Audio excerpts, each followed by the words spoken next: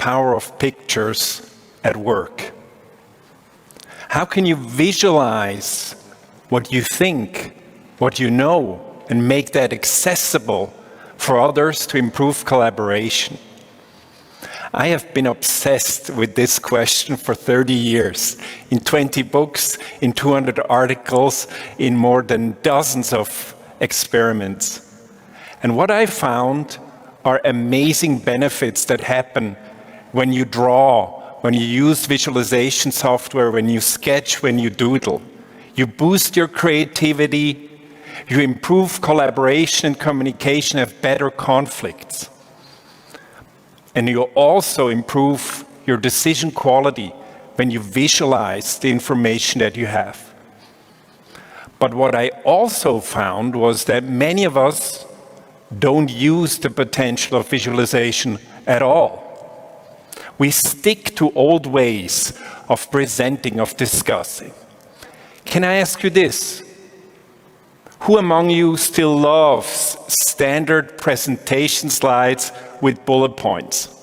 Who loves to sit through that? Okay, we have 4 people.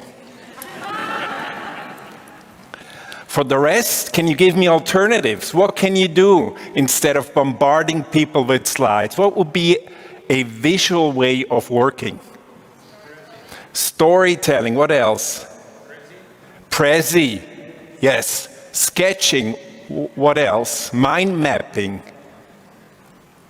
Whiteboard, right? There are many ways.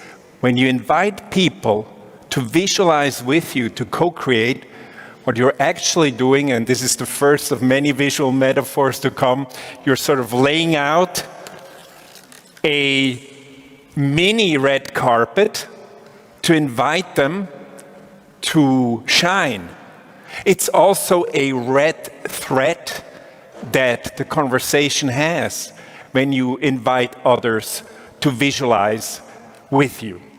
So what I'd like to share in the next 5 to 6 minutes with you are 3 practices that help you to invite others to visualize together. But first, can I take you back just a minute to my very first high-stake presentation, not as a university professor, but in my former life as a consultant. A client had asked us to analyze if they should enter a new multi-billion market. And we worked very hard to analyze this market, and I had produced about 40 data-driven slides to show the client that we had worked hard and that he should not enter this business. Just as I was ready to go and bombard the client with those slides, my then boss said, "Martin, take a seat, hold your horses." And instead of me going through the slides, he showed the perplexed audience one sketch, one visual metaphor, and it was this one. It was a fortress built on sand.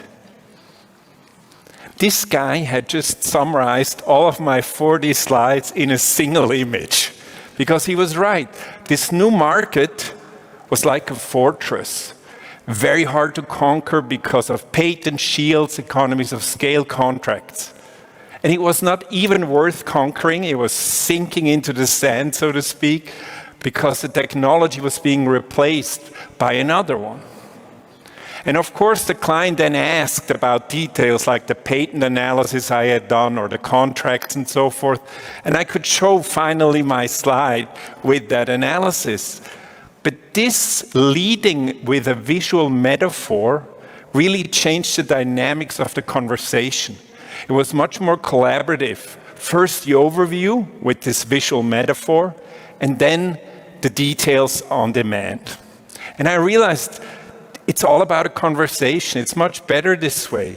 When you first show overview with the help of a metaphor that, by the way, the client picked up and used also verbally. And that got me thinking as a researcher. And in many experiments with managers and students, we found 3 practices that I want to share with you that you can use to really reap the power of pictures professionally. And the first one might shock you. especially the design aficionados among you. If you want visualization, graphic representations to work for you and for collaboration, make them ugly. Beauty is the enemy of collaboration. If something looks too nice, it looks like it doesn't need revision or improvement. I call this the museum effect. People just stare at it and say, yeah, that looks perfect. And the thinking stops there. So you want to use the power of provisionality.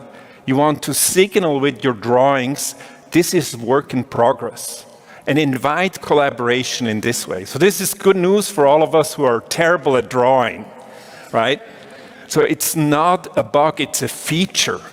The technical term is low perceived finishedness, right? It looks provisional. It invites collaboration. And by the way, banks and telecom companies and insurances have been using this all along.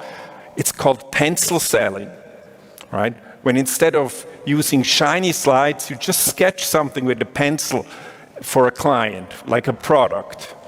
And in our experiments, we were able to show this actually is much better, leads to more sales. So if you want to harness the power of visualization for collaboration, make them look ugly. Make them look provisional. Use sketches and doodles. And we've shown in our experiments even little tweaks to software to make it look more sketchy, boosts collaboration and creativity. And this brings me to the second advice I'd like to share with you. Like my boss, lead with visual metaphors. Don't just use diagrams, although they are powerful, or charts or maps. Visual metaphors are magical. They access what people already know.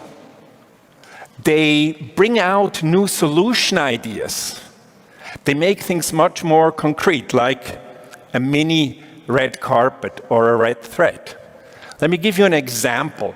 In a study that we originally did for BMW Financial Services and then published, we used the identical strategy of BMW and communicated it to different staff members, groups. Once we used standard bullet point slides. Then we used a diagram.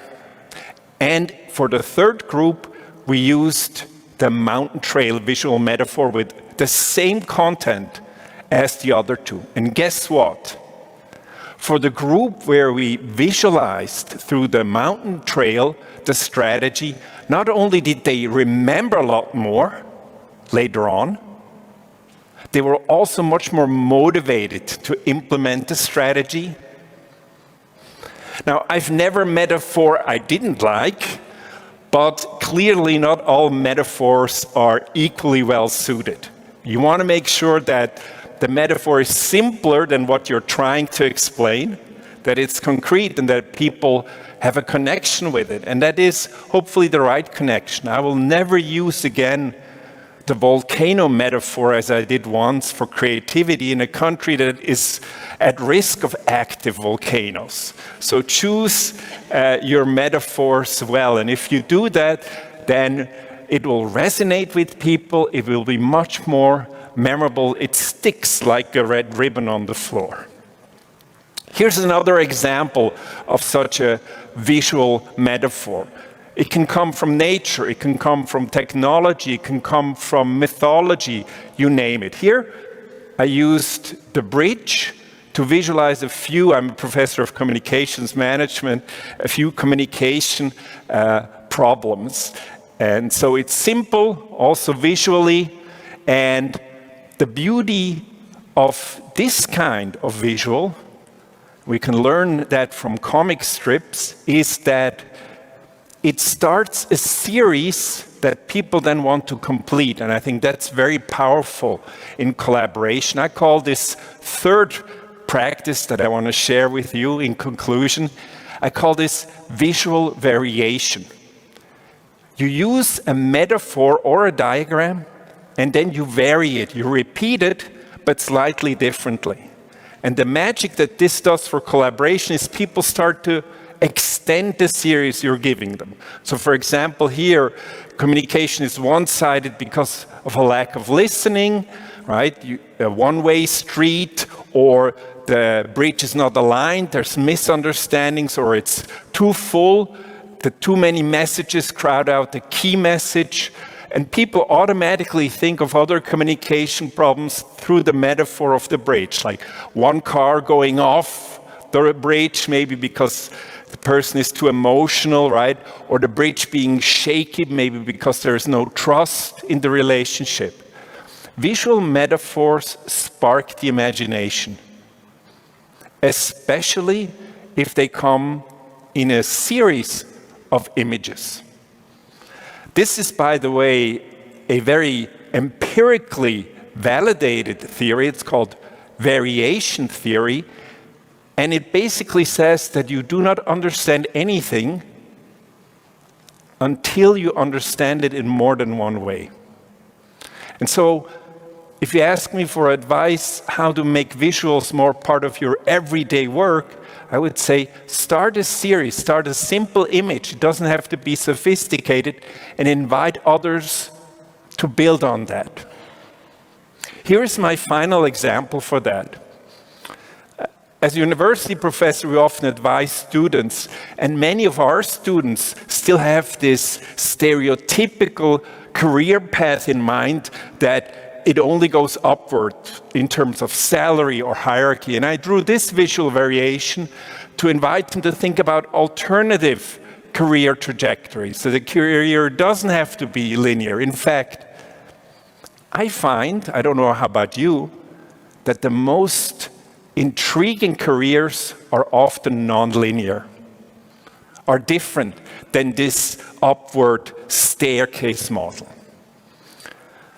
So in conclusion, go forth and visualize or vanish, use the power of pictures, and when you do that, you will see it boosts your creativity, it improves decisions, especially if you use images that signal that they're work in progress, that invite others, like a red carpet to shine together, to co-create something new together.